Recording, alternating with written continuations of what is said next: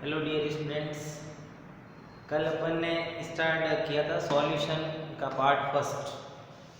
आज अपन शुरू करेंगे पार्ट सेकंड। पार्ट सेकंड के अंदर अपन एक जो टॉपिक बचा हुआ था नॉर्मेलिटी, उसको स्टडी करेंगे और उसके बाद बात करेंगे सॉल्युबिलिटी की। ओके, तो सबसे पहले बात करते हैं अपन नॉर्मेलिटी, जिसको आप कहते हो नॉर्मलता। नॉर्मलता का जो यूनिट होता है वो होता है आपके ग्राम इक्विवेलेंट प्रति लीटर, और इसको अपन एन के द्वारा दर्शाते हैं, एन कैपिटल के द्वारा इंडिकेट करते हैं। तो capital N normality is equal to equivalent of solute upon volume in litre, विलय के तुल्यांक अपॉन लीटर में आयतन, लीटर में आयतन। इसको मैं E से रिप्रेजेंट कर देता हूँ, इसको मैं V से रिप्रेजेंट कर देता हूँ। लीटर है, हो सकता है कि आपको क्वेश्चंस के अंदर लीटर में नहीं देकर मिलीलीटर में दे दे, तो वॉल्यूम को क्या कर देना, मिलीलीटर में कन्वर्ट कर दोगे। 1000 से क्या कर दोगे, मल्टीप्लाई। बच्चों के डाउट आते हैं सर हमको इक्विवेलेंट निकालने नहीं आते, ग्राम इक्विवेलेंट। तो कोई टेंशन वाली बात नहीं, ग्राम इक्विवेलेंट जिसको आप बोलते हो ग्राम तुल्यांक, ग्राम तुल्यांक बराबर ग्राम में मात्रा, ग्राम में मात्रा अपॉन तुल्यांकी भार। तुल्यांकी भार मतलब इक्विवेलेंट वेट, इक्विवेलेंट वेट इसको आप ऐसे भी लिख सकते हो, ग्राम में क्वांटिटी अपॉन इक्विवेलेंट वेट। कुछ बच्चे कहते हैं सर हमको तो तुल्यांकी भार ही नहीं आता, तुल्यांकी भार कैसे ज्ञात करें? तब भी इसमें कोई टेंशन लेने वाली बात नहीं है। तुल्यांकी भार कैसे ज्ञात करते हैं? तुल्यांकी भार इक्विवेलेंट वेट, तुल्यांकी भार is equal to molecular weight, अणुभार upon N factor, upon N factor. कुछ टीचर्स एन फैक्टर को वैलेंस फैक्टर या संयोजी कारक के रूप में दर्शाते हैं, कि इसको संयोजी कारक भी कहा जाता है। अब भैया एन फैक्टर कौन सी चीज है, सबसे इंपॉर्टेंट चीज है, तो एन फैक्टर कौन सी चीज हो सकती है? एन फैक्टर हो सकता है number of transfer electron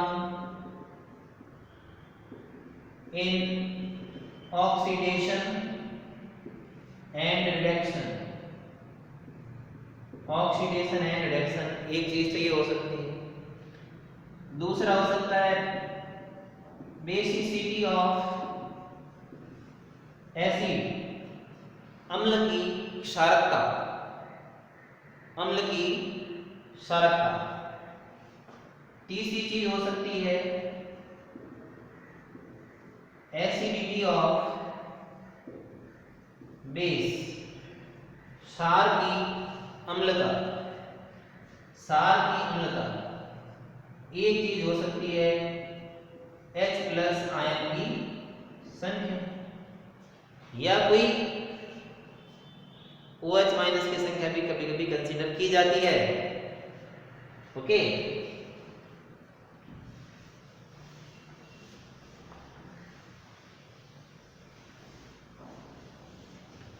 sign n factor की बात समझ में आ गई।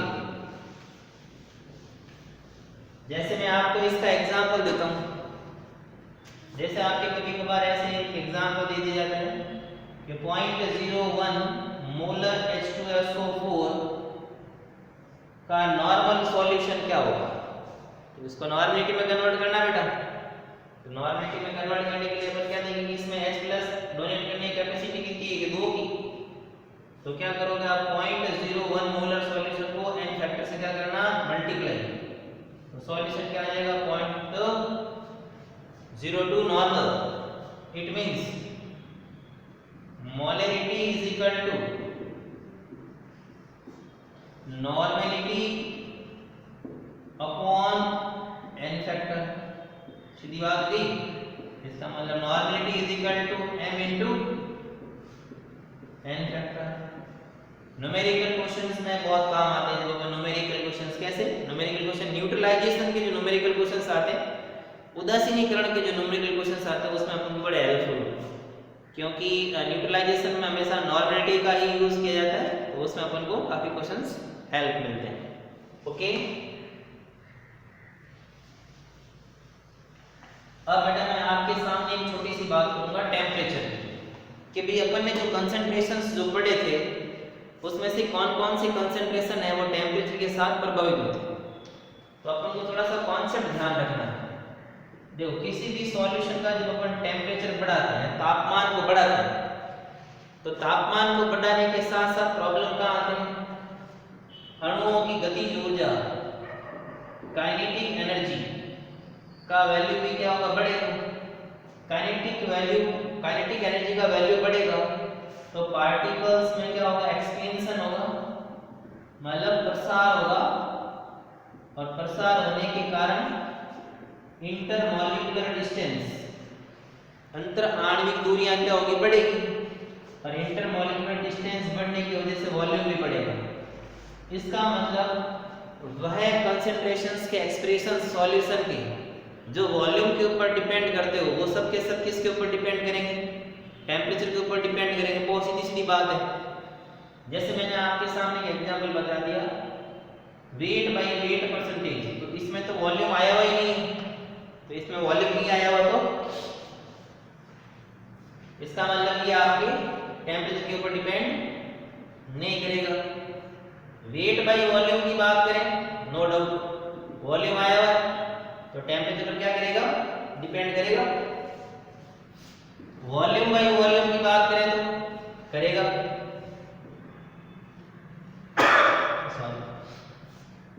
टेम्परेचर पर डिपेंड करेगा। अब बात करते हैं मोलरिटी की, तो मोलरिटी भी खुद क्या होती है मोल अपॉन वॉल्यूम, इसका मतलब ये भी टेम्परेचर के ऊपर डिपेंड करेगा। अब बात करते हैं मोलरिटी की, तो मोलरिटी में आपको पता होना चाहिए n अपॉन किलोग्राम में मास होता था, तो यहाँ तो टेम्परेचर आ ही नहीं रहा, मतलब वॉल्यूम नहीं आ रहा, तो टेम्परेचर के ऊपर डिपेंड नहीं करेगा। बात करते हैं नॉर्मलता की, तो नॉर्मलता में आपने देखा था E अपॉन क्या आया था V, इसका मतलब V टेम्परेचर के ऊपर डिपेंड करता है, तो नॉर्मलिटी भी टेम्परेचर के ऊपर डिपेंड करेगी। फिर बात करते हैं मोल फ्रैक्शन, मोल फ्रैक्शन मतलब मोल प्रभाज, तो मोल प्रभाज क्या है याद करो सॉल्यूट में Na upon Na plus Nb, और मोल क्या होता है वेट अपॉन मॉलिक्यूलर वेट, तो इसमें कोई भी वॉल्यूम तो कहीं आया ही नहीं है, तो वॉल्यूम नहीं आया, ये यूनिट भी आपके ये कंसंट्रेशन भी आपके टेम्परेचर के ऊपर डिपेंड नहीं करेगी। इस कॉन्सेप्ट्स के ऊपर नीट में बहुत सारे क्वेश्चंस आते रहते हैं, नीट और जी में ऑब्जेक्टिव क्वेश्चंस आते हैं, इसलिए आपको ये चीज परफेक्टली मतलब कॉन्सेप्ट्स क्लियर होने चाहिए। ओके ठीक है भैया।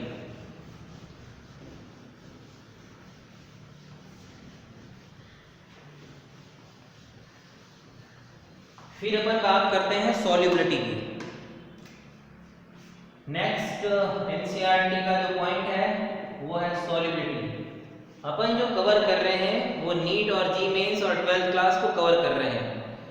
अब क्वेश्चन ये होता है कि सर व्हाट इज सॉल्युबिलिटी, विलेयता क्या है। अपन ने बहुत सारी चीजें पढ़ ली तभी पता नहीं चला कि विलेयता क्या है। मैं आपको बहुत ही सरल शब्दों में एक बात बता देता हूँ। जैसे आपने 1 किलोग्राम पानी के अंदर 200 ग्राम शक्कर घोली, तब तक तो वो शक्कर घुल रही थी, ठीक है। जैसे जैसे आपने शक्कर की मात्रा बढ़ानी शुरू कर दी, मतलब घोलने की मात्रा बढ़ानी शुरू कर दी, तो वो विलयन गाढ़ा हो जाएगा और गाढ़ा होने के बाद शक्कर घुलनी बंद हो जाएगी। मेरे कहने का सीधा सीधा मतलब कि विलय की वह अधिकतम मात्रा जो विलायक में घुलने तक काम करती हो, तो उसको अपन क्या बोल देंगे, उसकी विलयता बोल देंगे। मतलब विलय की अधिकतम मात्रा, सॉल्यूट की अधिकतम मात्रा, maximum quantity of the solute soluble in the solvent, कि इसके बाद अब विलय घुल ही नहीं सकता, तो वो उसकी विलयता कहलाएगी। और जहां पर ये अधिकतम मात्रा हो जाएगी, घुल जाएगा, तब इसके आगे नहीं घुलेगा, तो उसको आप बोलोगे संतृप्त विलयन, या आप क्या कहोगे सैचुरेटेड सॉल्यूशन।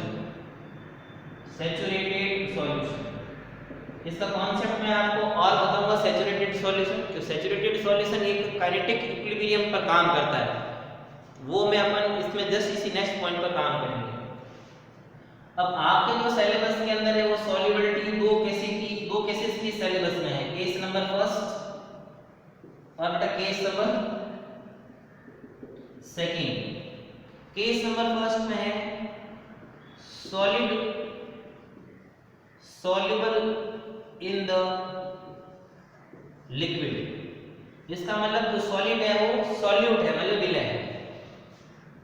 दूसरी इसमें बात है gas soluble in the liquid। दो केस आपके सिलेबस के अंदर, इन दो केसों को अपन अलग अलग तरीके से पढ़ेंगे।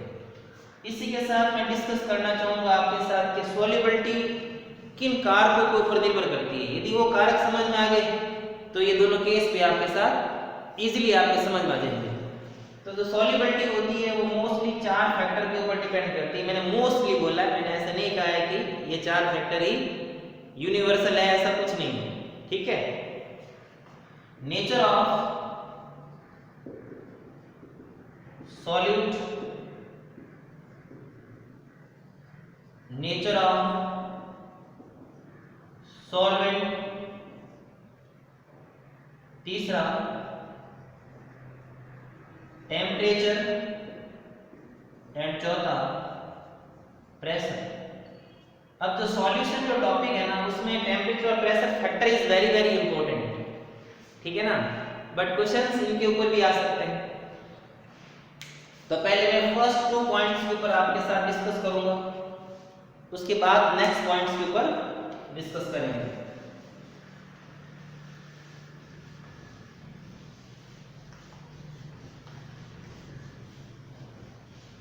चलो, बहुत सिंपल है, कुछ टफ नहीं है। इधर मैंने लिख दिया आपके सामने सॉल्यूट, इधर मैंने आपके सामने लिख दिया सॉल्वेंट, ठीक है बेटा। सॉल्वेंट, ध्यान से सुनना, सॉल्यूट जो लीस्ट क्वांटिटी में होता हो, सॉल्यूट कौन सा जो मैक्सिमम क्वांटिटी में होता है, अधिकतम मात्रा में होता है। ये सॉल्वेंट है वो 2 तरह के होते हैं, एक तो नॉन पोलर सॉल्वेंट होते हैं, एक पोलर सॉल्वेंट होते हैं। एक तो अध्रुवीय और एक ध्रुवीय, अध्रुवीय और ध्रुवीय। इंपॉर्टेंट चीज होती है कि सर हम अध्रुवीय सॉल्वेंट किसको बोले, जिनके पैरावैद्युतांक या डाई इलेक्ट्रिक कांस्टेंट, पैरावैद्युतांक या आप इसको बोलते हो डाई इलेक्ट्रिक कांस्टेंट का वैल्यू 0 नहीं हो या फिर ये मैक्सिमम हो, तो वो सॉल्वेंट होते हैं, वो नॉन पोलर नहीं होते हैं, वो पोलर होते हैं, ठीक है। वो क्या होते हैं, पोलर होते हैं। और दूसरा आपके ये हो गया नॉन पोलर। नॉन पोलर में डाई इलेक्ट्रिक कांस्टेंट का वैल्यू ये तो 0 होगा या फिर डाई इलेक्ट्रिक कांस्टेंट का वैल्यू मिनिमम होगा। पोलर सॉल्वेंट में आप एग्जांपल देख सकते हो वाटर, D2O, है ना। दूसरे कुछ और इनऑर्गेनिक सब्सटेंस होते हैं, और नॉन पोलर में आप एग्जांपल देख सकते हो organic solvent, benzene solution, carbon tetrachloride solution, और एक बहुत ही सिंपल सा एग्जांपल दे सकता हूं मैं आपको, केरोसिन। हमेशा ध्यान रखना सॉल्युबिलिटी में जो कॉन्सेप्ट काम करता है वो करता है like dissolve like, like dissolve like, मतलब समान समान के साथ विलय होता है, समान समान के साथ विलय होता है। कहने का मतलब आपका अच्छा दोस्त कौन, आपका अच्छा फ्रेंड कौन, आपका अच्छा फ्रेंड कौन, जिसके विचार आपके साथ मिलते हो। जिसके विचार आपके साथ नहीं मिलेंगे, क्या वो आपका अच्छा दोस्त होगा? नो डाउट नहीं होगा। इसका मतलब नॉन पोलर में वही आपके सॉल्यूबल हो पाएंगे जिनकी पोलैरिटी कम हो, और किनकी पोलैरिटी कम होती है? कोवेलेंट कंपाउंड होती है। तो सॉल्यूट को मैंने 2 टाइप्स में डिवाइड कर दिया, एक तो कोवेलेंट कंपाउंड सहसंयोजक यौगिक कोवेलेंट कंपाउंड, और दूसरा आयनिक कंपाउंड। आयनिक कंपाउंड में पॉजिटिव और नेगेटिव आयनों के बीच में एक फोर्स ऑफ इलेक्ट्रोस्टैटिक स्थिर विद्युत की आकर्षण बल लगा होता है। इस वजह से अपन इन आयनिक कंपाउंड्स को मोर पोलर ही मानते हैं। अब देखो दिमाग लगाना, जैसे ही आपके सामने मैंने एक NaCl एग्जांपल दिया, ये हो गया नेगेटिव, ये हो गया पॉजिटिव, और ये हो गया वाटर। वाटर भी एक डाइपोल है, ये दूर है। यदि यहाँ पर लगने वाला फोर्स ऑफ अट्रैक्शन और इन दोनों के बीच में लगने वाले फोर्स ऑफ अट्रैक्शन की तुलना करें, तो यदि ये वाला फोर्स ऑफ अट्रैक्शन ज्यादा होगा तो NaCl कंपाउंड वाटर में डिसॉल्व हो जाएगा। क्या हो जाएगा? डिसॉल्व हो जाएगा, अन्यथा डिसॉल्व नहीं होगा। ओके, बात करते हैं कोवेलेंट कंपाउंडों की। कोवेलेंट कंपाउंड्स नॉन पोलर होते हैं क्योंकि इनका इलेक्ट्रोनेगेटिविटी का difference between the two atom least होता है। इसलिए covalent compound mostly soluble in the non polar solvent, non polar solvent. और नॉन पोलर सॉल्वेंट कौन से? ये रहे देखो इधर वाला। ओके, इसलिए हमेशा सॉल्युबिलिटी को फाइंड करने के लिए सबसे पहले आपको कोवेलेंट और आयनिक कैरेक्टर फाइंड आउट करने के लिए आने चाहिए। और वो कोवेलेंट और आयनिक कैरेक्टर किसके बेस पर फाइंड करोगे आप? केमिकल बॉन्ड में जो फजांस रूल आता है उसके बेस पर फाइंड करना। तो फजांस रूल अपन कहाँ डिस्कस करेंगे? केमिकल बॉन्ड में। ओके, तो मैंने आपको फर्स्ट 2 पॉइंट बता दिए कि nature of solvent and solute के ऊपर सॉल्युबिलिटी किस तरह से डिपेंड करती है। अब अपन आगे बात करेंगे केस फर्स्ट। केस फर्स्ट काफी आपके लिए इंपॉर्टेंट भी है, जो आपको बार बार पूछते रहते हैं। Case number first. Case first, solid soluble in liquid solvent. बहुत ध्यान से सोचने की बात है। जैसे ये सॉलिड है, सॉलिड जब लिक्विड में डिसॉल्व होगा, इसका मतलब इसका डिसोल्यूशन होगा। डिसोल्यूशन होगा जिसको आप बोलते हो विलयनीकरण। विलयनीकरण मतलब विलय होना।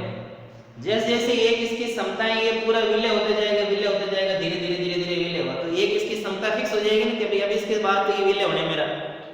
तो यदि आप उसकी मात्रा उसके साथ ज्यादा मिलोगे तो फिर वो विलय नहीं होगा, उसका क्या हो जाएगा? उसके अणु आपस में पास पास आ जाएंगे।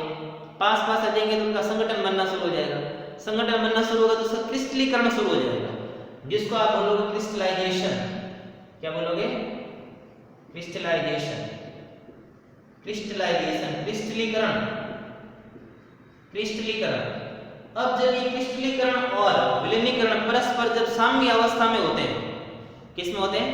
साम्य अवस्था में, उसको अपन बोलते हैं गतिक साम्य। क्या बोलते हैं? गतिक साम्य।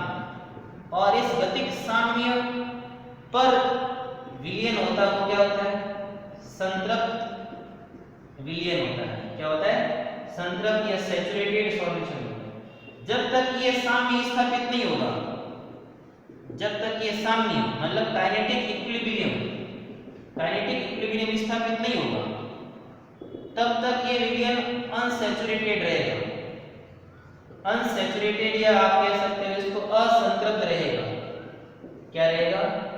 असंतृप्त विलयन रहेगा। सही। तो मेरे हिसाब से आपकी ये इतनी बात समझ में आ गई होगी इजीली, कोई सही डाउट नहीं होंगे आपको, सही डाउट नहीं होने चाहिए। ओके, अब मैं इसमें थोड़ी सी बात कर लेता हूँ टेम्परेचर और प्रेशर की। पर केस है वो कल सेकंड है, वो कल डिस्कस कर लेंगे, कल की क्लास में डिस्कस कर लेंगे। बात करते हैं टेम्परेचर की। तो टेम्परेचर जो डिपेंड होगा फैक्टर वो ली चैटलियर के नियम के अनुसार होगा। तो यदि सॉलिड को बोलते समय आप लिक्विड में बोल रहे हो उस समय एक्सोथर्मिक रिएक्शन हो रही हो और एक एंडोथर्मिक रिएक्शन हो रही हो। एंडोथर्मिक रिएक्शंस के अंदर, एंडोथर्मिक मतलब ऊष्मा शोषी और ये ऊष्मा क्षेपी।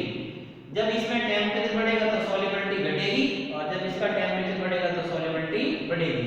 ली सतालिय के नियम के अनुसार आपने पढ़ा होगा रासायनिक साम्य केमिकल इक्विलिब्रियम चैप्टर में कि जब कोई भी अभिक्रिया फॉरवर्ड डायरेक्शन में जाती है, जिन कारकों से उसकी फॉरवर्ड डायरेक्शन में जाने की प्रवृत्ति होती है उन्हीं कारकों का विरोध करती है। तो ये एक बहुत सिंपल सा मेथड है। बात करते हैं प्रेशर की। तो प्रेशर जो होता है ना, प्रेशर कभी भी ठोस की द्रव में विलेयता को प्रभावित नहीं करता है। उसका कारण ये होता है कि सॉलिड में जो नॉन कंप्रेंसिबिलिटी जो गुण होते हैं, असंपीड्य गुण, असंपीड्य गुण वो द्रवों की तुलना में बहुत ज्यादा होते हैं, द्रव की तुलना में ज्यादा होते हैं। द्रव की तुलना में ज्यादा होंगे तो प्रेशर से कंप्रेस ही नहीं होगा ना, नॉन कंप्रेस होगा। तो कंप्रेस ही नहीं होगा तो फिर अपन उसको प्रेशर में कैसे कंसीडर करेंगे? ओके बेटा, तो ये इसका मतलब प्रेशर है वो इसकी विलयनता को प्रभावित नहीं करता है, टेम्परेचर प्रभावित करता है। कैसे करता है? एक्सोथर्मिक रिएक्शन होगी, टेम्परेचर बढ़ेगा, सॉल्युबिलिटी घटेगी और एंडोथर्मिक होगा तो बढ़ेगी। ये किसके अनुसार है? ली सतालिय, ली सतालिय। ये ली सतालिय का नियम अपन कहां पढ़ेंगे? Chemical equilibrium. ली चैटलियर, इंग्लिश में क्या बोलते हैं? ली चैटलियर। ओके बेटा, इसकी डीपीपी मैं आपको आज प्रोवाइड करवा दूंगा व्हाट्सएप नंबर पर।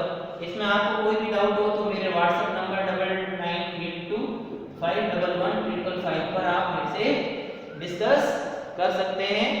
नेक्स्ट जो पार्ट होगा वो मैं आपको कल थर्ड पार्ट डाल दूंगा। ओके बेटा, थैंक यू।